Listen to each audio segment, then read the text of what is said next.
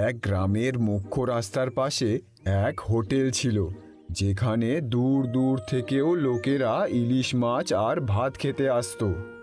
এই হোটেলটা দুই ভাই মিলে চালাতো। ওদের হোটেলের ইলিশ মাছের ঝোল এত স্বাদ ছিল যে কেউ একবার খেলে সে বারবার সেখানে ফিরে আসে। কিন্তু ধীরে ধীরে লোভ আর হিংসায় দুই ভাইয়ের জীবনে এমন মোড় আসে যেটায় ওদের পুরো জীবন বদলে দেয়। বড় ভাই ছিল মলয় আর ছোট ভাই ছিল অমল। ছোট ভাই খুব পরিশ্রমী ছিল। সকাল 5টায় উঠে বাজার থেকে তাজা ইলিশ মাছ আনতো, তারপর চাল ধুয়ে ভাত বসাতো আর মশলাও তৈরি করত।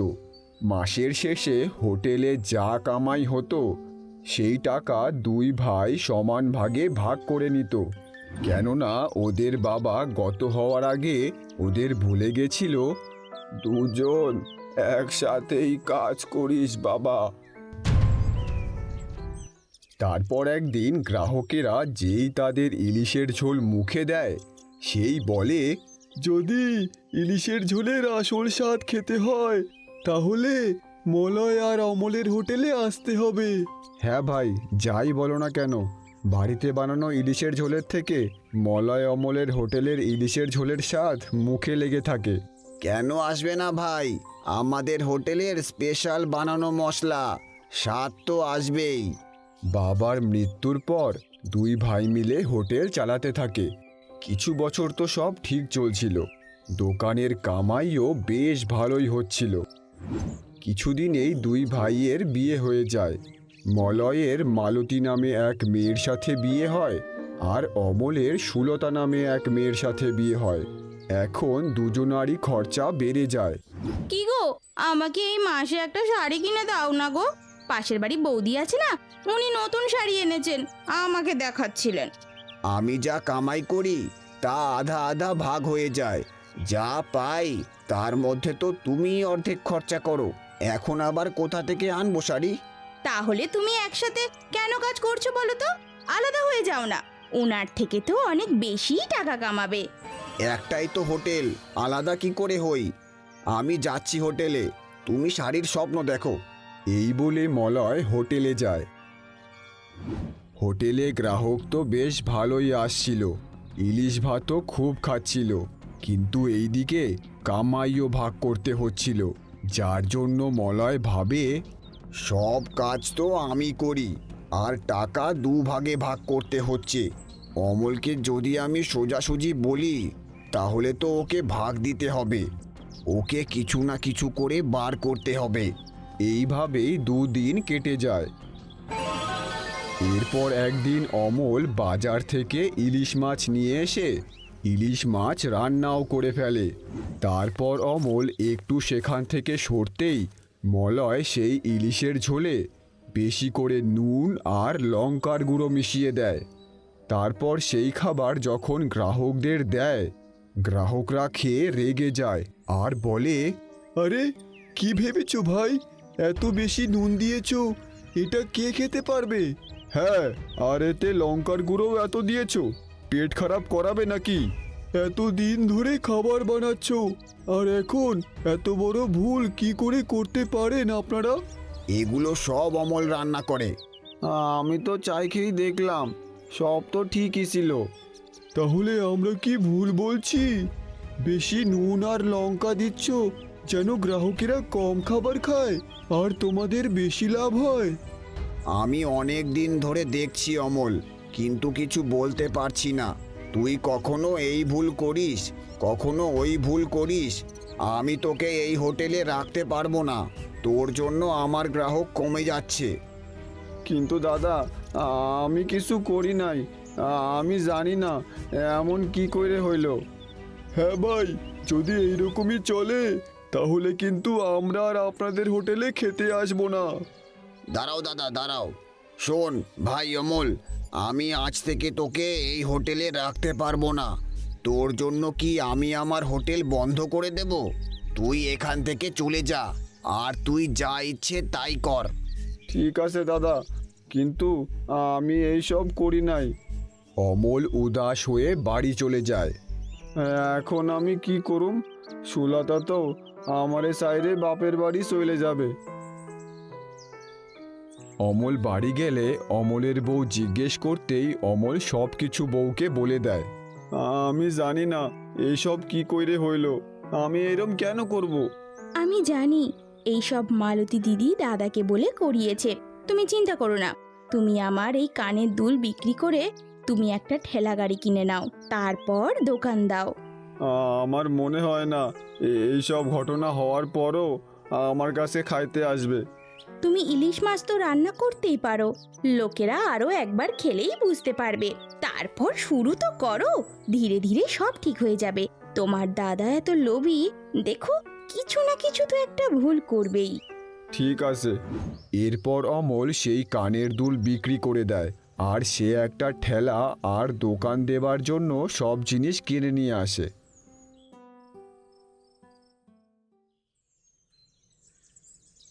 অমল তার ঠেলা নিয়ে গ্রামের এক গাছের নিচে দোকান দেয়। সে তার ছোট ঠেলাতেই ইলিশ মাছের ঝোল রান্না করতে শুরু করে। অমল ভাই, আমি শুনলাম তুমি কালকে খাবারে নুন আর লঙ্কার গুঁড়ো বেশি দিয়েছিলে, আর এর জন্য তোমার দাদা তোমাকে হোটেল থেকে বার করে দিয়েছে। হ্যাঁ দাদা, কিন্তু ওই নুন আর লঙ্কার গুঁড়ো আমি মিলাই নাই। যাই হোক, আজ আমি স্পেশাল ইলিশের ঝোল রান্না করছি, আজ খেয়ে দেখেন, ভালো না লাগলে টাকা দিতে হবে না। অমল ওই লোকটাকে ইলিশের ঝোল আর ভাত দেয়। লোকটা খায়, তারপর বলে, আরে অমল ভাই, স্বাদ তো বেশ হয়েছে, ঠিক আগের মতো, চালিয়ে যাও ভাই, তোমার কাছেও লোকেরা আসবে। ঠিক আছে দাদা, আপনারে অনেক ধন্যবাদ। এইভাবেই ধীরে ধীরে অমলের কাছেও লোকেরা খেতে আসে। আর এইদিকে মলয়ও একাই হোটেল চালাচ্ছিল।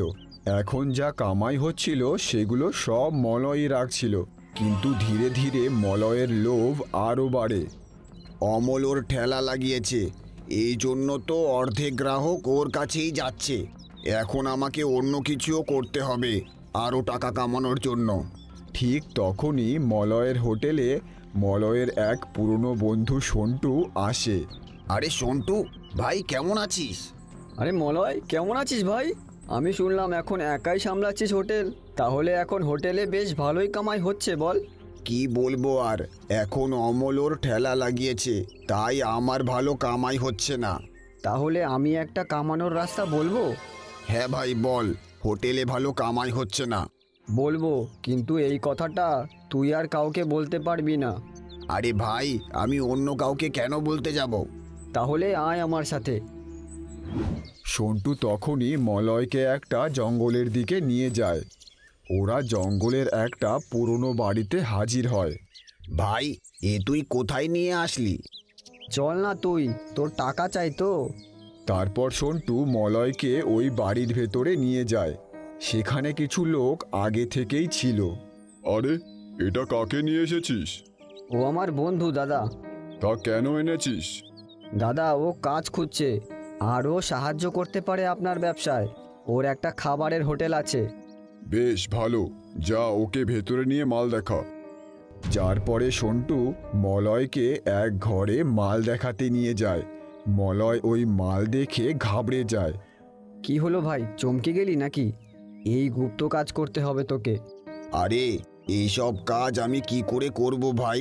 পুলিশেরও ভয় আছে। আরে ভাই, টাকার কথাও তো ভাব। এতে তুই এক মাসে যা টাকা কামাই করবি, তাতে তুই বড় বাড়ি গাড়ি সব করতে পারবি। কিছুদিনের জন্য কর, তারপর তো কোনো চিন্তাই নেই। এই সব শুনে মলয়ের মনে লোভ আসে, কিন্তু কোথাও না কোথাও ওর মনেও ভয় ছিল। দেখলে, কিন্তু শোনো, যদি এই ব্যাপারে কাউকে বলেছ, তাহলে তোমার জন্য সেটা ভালো হবে না। এই শুনে মলয় ভয় পেয়ে যায়, আর তার বন্ধু সন্টুকে বলে, ভাই, এটা আমার ঠিক লাগছে না, কাজ করলে কিছু হবে না তো? এতে এত টাকা আছে যা তুমি কখনো কামাতে পারবে না। ভেবো না, শুরু করো। এত টাকা কামাবে যে গ্রামের সবচেয়ে ধনী ব্যক্তি তুমিই হবে। ওরা এত টাকার লোভ দেখায় যে মলয় হ্যাঁ করে দেয়। তারপর মলয় বাড়ি চলে যায়। কি হলো হলো গো, আজ দোকান বন্ধ করে এত তাড়াতাড়ি চলে এলে যে? তারপর মলয় তার সাথে ঘটা ঘটনা তার বউকে বলে। আরে কত ভালো সুযোগ, শুধু 1 মাসের তো ব্যাপার। তারপর যা টাকা হবে সেটা দিয়ে আমার জন্য একটা বড় সোনার হার গড়াবো। আমার অনেক দিনের ইচ্ছা। আর যদি কিছু হয়ে যায়? একে তো আমাদের হোটেল ভালো চলছে না, তুমি বেশি বেশি ভাবছো। কত টাকা আসবে ওটা তো দেখো। মালতীও খুব লোভী ছিল। এত টাকা আসবে এই ভেবে সে আর থাকতে পারে না। আরে তুমি সামনে দিয়ে বেচবে নাকি লুকিয়ে লুকিয়ে বেচবে? তারপর পরদিন সন্টু আবার মলয়ের হোটেলে আসে। হ্যাঁ ভাই, তাহলে কি ভাবলি তুই? হ্যাঁ ভাই, আমি বেচার জন্য রেডি, কিন্তু কবে থেকে শুরু করবি? তাহলে আজ থেকেই শুরু করে দে। তুই হোটেল চালা, আমি মাল আনার ব্যবস্থা করছি। তারপর মলয় হোটেল চালায়, আর সন্ধে হতেই সন্টু সব মাল দোকানের ভেতরে রেখে দেয়। হ্যাঁ ভাই, সব মাল আমি ভেতরে রেখে দিয়েছি। এইবার তুই মজা কর আর টাকা ছাপা টাকা। ঠিক আছে ভাই, কাল থেকে আমি ইলিশ ভাতের সাথে ওইগুলোও বেচতে শুরু করব। পরদিন মলয় হোটেল খোলে, ইলিশ মাছের ঝোল রান্না করতে শুরু করে। আর সে তৈরিই ছিল ভেতরের মাল বিক্রি করার জন্য। তখনই তার হোটেলে মন্টু নামে এক মাতাল আসে। মলয় ভাই, তাড়াতাড়ি 1 প্লেট ইলিশ মাছের ঝোল আর ভাত দাও। ইলিশ মাছের বড় পিসটা দেবে কিন্তু। মলয় তাকে দেখে ভাবে, এখান থেকেই বিক্রি শুরু করতে হবে। মন্টুদা, আপনার জন্য অন্য ব্যবস্থাও আছে। আমার জন্য ব্যবস্থা? তার মানে? মানে খাবারের সাথে ওই জলেরও ব্যবস্থা আছে। এ ভাই, সত্যি বলো ভাই, সত্যি বলছো? হ্যাঁ, কোথায়? আরে আমাকে বলো, আর পেছনের জানলা দিয়ে নিয়ে নাও। এগুলো সামনে দিয়ে দেবো নাকি? ভাই, এইটা কিন্তু তুমি খুব ভালো করেছো। আরে পেছনে আসো, আমি তোমাকে দিচ্ছি। তারপর মলয় মন্টুকে সব জিনিস ব্যাগে করে দিয়ে দেয়। আরে ভাই, আজ তো মজাই এসে গেল। আরে কোনো ব্যাপার না ভাই, যদি আর কারো দরকার হয় তাহলে তাদেরও বলে দিও। আরে সন্ধে পর্যন্ত দেখো তুমি, কত লাইন লাগে তোমার হোটেলের সামনে। ঠিক আছে ভাই, বলে দিও। আর সন্ধে পর্যন্ত মন্টুর কথা সত্যি হয়ে যায়। দোকানের বাইরে লাইন পড়ে, আর রাত হতে হতেই সব মাল শেষ হয়ে যায়। হ্যাঁ ভাই, বল কেমন চলছে? আরে ভাই, খুব ভালো। লোক তো আরও চাচ্ছিল, কিন্তু সব মাল শেষ হয়ে গেছিল। সত্যি ভাই, তুই আমার আসল বন্ধু, তুই বাঁচিয়ে নিলি আমায়। আর হ্যাঁ, সব মাল শেষ হয়ে গেছে তো, কাল আরও মাল লাগবে। আমি বলেছিলাম না তোর খুব ভালো বিক্রি হবে? তুই চিন্তা করিস না, আমি নিয়ে আসবো। এইভাবেই কিছুদিন দোকানে খুব বিক্রি হয়। মলয়ের দোকান খুব ভালো চলছিল।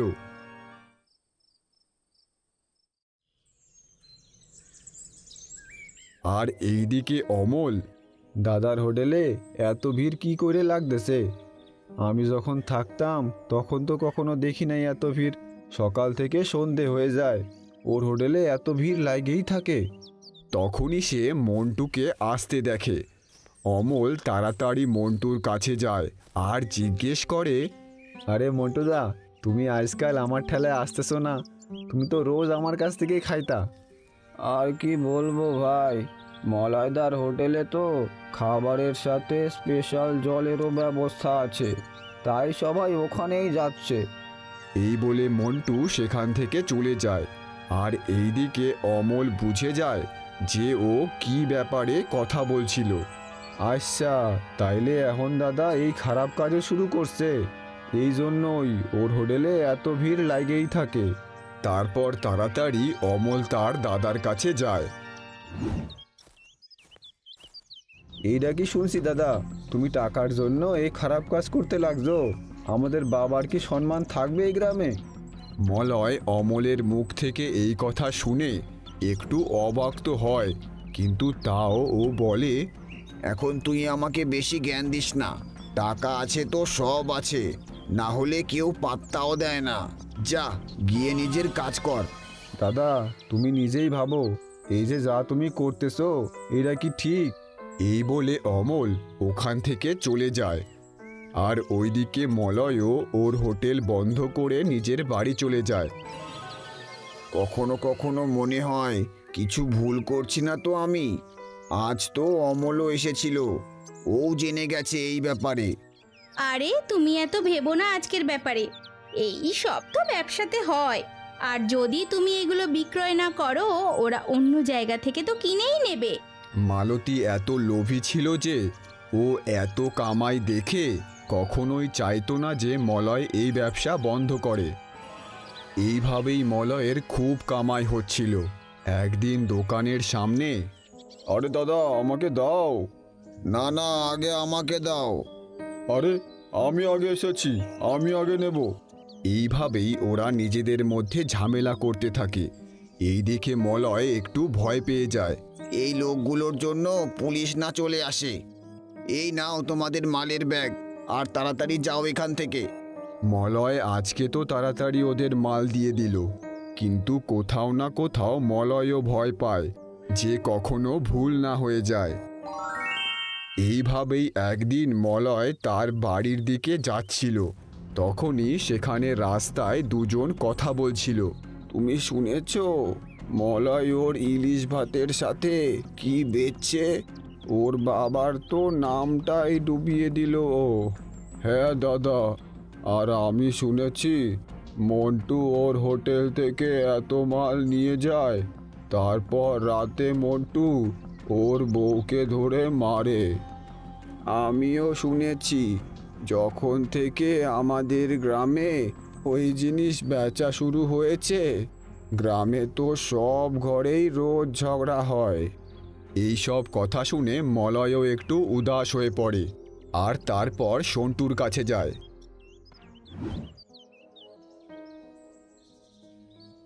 আমি বলেছিলাম আমরা খারাপ কাজ করছি, বলেছিলাম আমি। দেখ এখন গ্রামের লোকেরা কেমন কথা বলছে, আর এর থেকে কত লোকের ঘরে অশান্তি লেগে আছে। সন্টু, তোর মাল তুই নিয়ে যা, আর ভাই মানা করে দে ওদেরও যে আমি আর এই কাজ করতে পারবো না। ভাই হাত জোর করছি, আমি আর এই পাপ কাজ করতে পারবো না। তুই কি বলছিস? এত তাড়াহুড়ো করিস না ভাই। না ভাই, আর না। আরে ভাই, তুই তো মানছিসই না। আচ্ছা ঠিক আছে, আমি দেখছি। তারপর মলয় তার বাড়ি চলে আসে আর সব কথা তার বউকে বলে দেয়। তুমি ভাবো বউ, যদি মন্টুর জায়গায় আমি হতাম আর রোজ তোমাকে কষ্ট দিতাম, তাহলে কেমন হতো? আমি আর এই খারাপ কাজ করতে পারবো না। ঠিক বলেছ গো, আমিও টাকার লোভে না অন্ধ হয়ে গিয়েছিলাম। এখন থেকে আমরা আর এই কাজ করব না। পরদিন সকালে মলয়ের বাড়িতে হাজির হয় সেই গুন্ডাগুলো। হ্যাঁ ভাই, আমি শুনলাম তুমি আর মাল বেচবে না। দাদা, আমি আর এই কাজ করতে পারবো না। এতে লোকেদের জীবন খারাপ হচ্ছে। এই চুপচাপ যা বলছি তাই করবি, বুঝলি? তোর এখান থেকে আমার অনেক কামাই হচ্ছে, আমি তোকে কি করে ছেড়ে দিই? বাঁচতে হলে কাজ চালিয়ে যা, আর বন্ধ করলে দেখে নিস। এইভাবেই গুন্ডাগুলো ধমকি দিয়ে সেখান থেকে চলে যায়। হে ভগবান, এখন কি করি? আমি আর এই পাপ কাজ করতে পারবো না। মলয় ঠিকই বলেছিল, এই খারাপ কাজ করা আমার উচিত ছিল না। তো এখন কি করবে তুমি? যদি আমরা ওদের মাল আনা বেচি, ওরা তো আমাদের ধমকি দিয়ে গেল। ওটা করব যা আমার আগে করাই উচিত ছিল। পুলিশের কাছে যাব আর সব কথা ওদের বলবো, আর আমার হোটেল আর সব কিছু আমি অমলের নামে করে দেব। তারপর মলয় তাড়াতাড়ি পুলিশ স্টেশনে যায়। স্যার, আমি একটা এফআইআর করতে এসেছি। হ্যাঁ বলো, কার? আমার আর ওই গ্যাংয়ের যারা খারাপ কাজ করছে। এই শুনে থানার সবাই চমকে যায়। মলয় সব কথা তাদের বলে দেয়। খুব সাহস তোমার, বলতে হবে। আমি সব বলে দেব, কিন্তু এর বদলে আমি শুধু একটা জিনিস চাই। ওরা আমার বাড়ি গিয়ে ধমকি দিয়ে গেছে, আপনি আমার পরিবারের সুরক্ষা করবেন। আরে তুমি চিন্তা করো না, তুমি নিজে থেকে এসে বলেছো তাই খুব বেশি সাজা পাবে না। ততক্ষণের জন্য আমি কিছু হাবেলদারদের তোমার বাড়ি পাহারা দিতে লাগিয়ে দেব। ঠিক আছে স্যার, অনেক অনেক ধন্যবাদ। পুলিশ মলয়কে জেলে নিয়ে নেয়, আর কিছুদিনেই খারাপ কাজ করার গ্যাংয়ের সবাইকে পুলিশ ধরে ফেলে। 1 বছর পর মলয় জেল থেকে ছাড়া পেয়ে যায়, কিন্তু পুরো গ্রামে মলয়ের বদনামই ছড়িয়ে পড়েছিল। পুরো গ্রামের নাম মাটিতে মিশিয়ে দিলি তুই। এইসব কথা শুনে অমল রেগে যায়। চুপ করুন আপনারা, এই সব জিনিস আমার দাদা শুরু করছে ঠিক আছে, কিন্তু বন্ধটাও ওই করছে। আরে ও তো ভুল করেছিলই, এই কারণেই তো ও জেল খাটলো। তাইলে প্রধান মশাই, আপনার সাহস ছিল ওই গুন্ডাগুলোরে পুলিশের হাতে ধরাইতে? আমি তো শুনছিলাম আপনিও নাকি কমিশন খাইতেন। এইসব শুনে প্রধানও চুপ হয়ে যায়। আমার দাদা খারাপ কাজ করলেও কিন্তু ওদের ধরায়ে ওদের গ্রুপ একদম শেষ করে দিছে। যদিও চাইতো তাইলে এই কাজ চালাইতে পারতো। লোকের জীবন খারাপ হচ্ছিল, দাদার কোনো সমস্যা ছিল না, কিন্তু দাদা পুলিশের কাছে গিয়ে নিজের ভুল স্বীকার করছে আর সাথে সব গুন্ডাদের ধরাইছে। অমলের এই কথা শুনে গ্রামবাসীরা চুপ হয়ে থাকে। আর চুপ হতোই না কেন, কারণ আজ পুরো গুন্ডাদের গ্রুপ ধরা পড়েছে মলয়ের কারণেই। তারপর আর কি, দুই ভাই একসাথে হয়ে যায় আর তাদের হোটেল চালায়। তাহলে বন্ধুরা, কখনো খারাপ কাজ করো না। যা তুমি আজ অন্যের সাথে করছো, কাল সেটা তোমার সাথেও হতে পারে।